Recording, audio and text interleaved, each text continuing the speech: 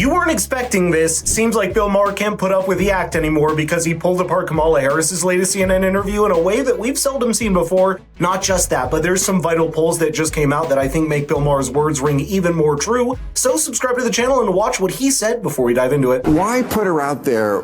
It looked like when your dad goes with the young woman to help buy a car, you know, when dad comes along. I mean, why? She hadn't done an interview in so long. Or maybe that's the strategy. They look like a married couple. They look like every interracial couple in every commercial. Maybe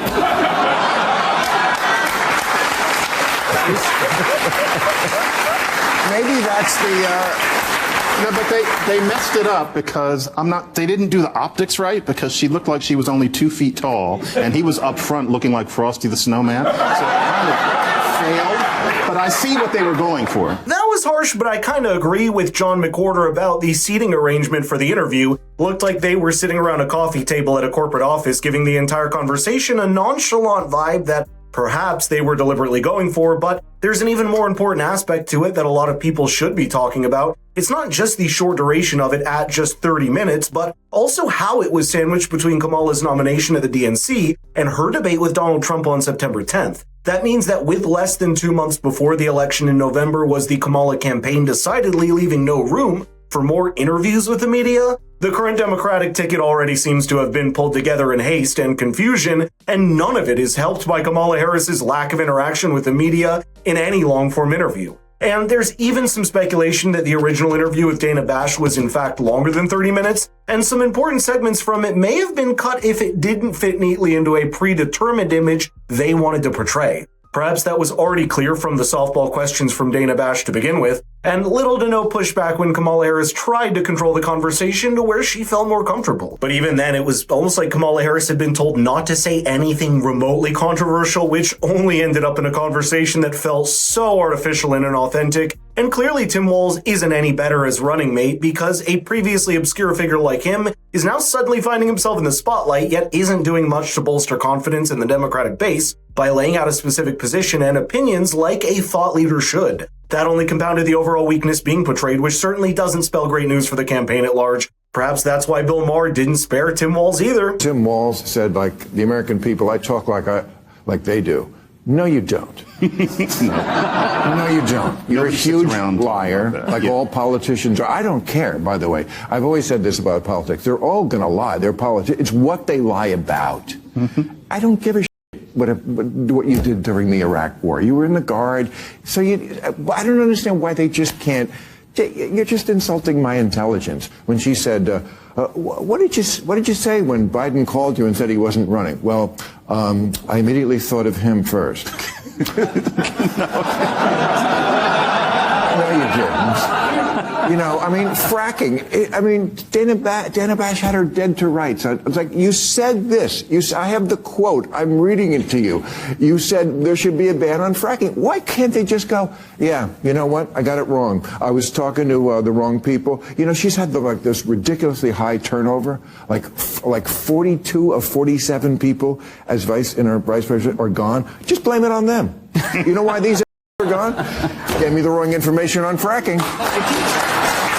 Isn't that frustrating after a while? Kamala Harris, after her nomination, has become a collection of empty platitudes and the most milquetoast opinions on things that Americans deeply care about. And it's not just the example with her defending Joe Biden until the last second, but a whole slew of positions from the economy to immigration where it's near impossible to see her commit to something. I mean, just take a look at this excerpt from the CNN interview where Dana Bash asks Kamala Harris a pretty relevant question. Why was she defending Joe Biden's mental faculties to run the country for another 4 years, then switch out so quickly after the Trump-Biden debate? Tell me if you hear anything remotely answering this important question in this entire 1-minute response. Vice President Harris, you were a very staunch defender of President Biden's capacity to serve another 4 years. Right after the debate, you insisted that President Biden is extraordinarily strong. Given where we are now, do you have any regrets about what you told the American people? No, not at all. Not at all. I have served with President Biden for almost 4 years now, and I'll tell you, it's one of the greatest honors of my career, truly. he cares so deeply about the American people. He is so smart and loyal to the American people.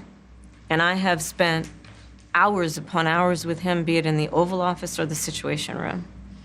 He has the intelligence, the commitment, and the judgment and disposition that I think the American people rightly deserve in their president. I don't think it's possible to keep up with this for long because a lack of clarity only cedes the space to your opponent, and that too when the opponent is someone like Donald Trump, who's very much on the opposite side of the spectrum by using controversial opinions and statements as a means to remain in the spotlight. Unfortunately for the Kamala Harris campaign, that is already translating into lost traction with the young American voters, especially with Donald Trump, has been on a spree lately, doing interviews and podcasts every week. Polls this week have revealed that Kamala Harris has a 14-point lead over Trump among women, while Donald Trump has a 17-point lead over the Kamala campaign among men. And while some people have construed it just one layer deep as being a man and woman in the race, it's actually much deeper. This divide is driven between primarily a significant proportion of the men being pulled from the liberal and independent crowd after Joe Biden and then Kamala Harris failed to return or appeal to them. Here's what the people want to know.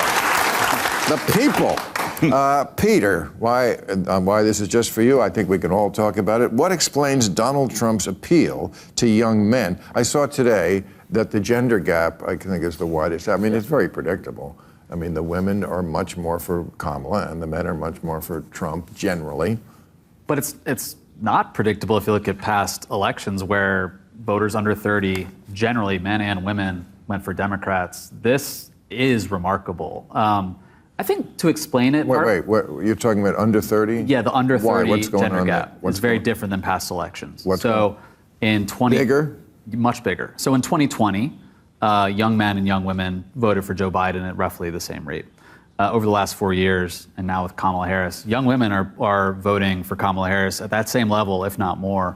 Kamala Harris has barely moved the needle with young men. They have gone more toward Trump. There's a lot of reasons for that. I think Trump has exploited culture war stuff.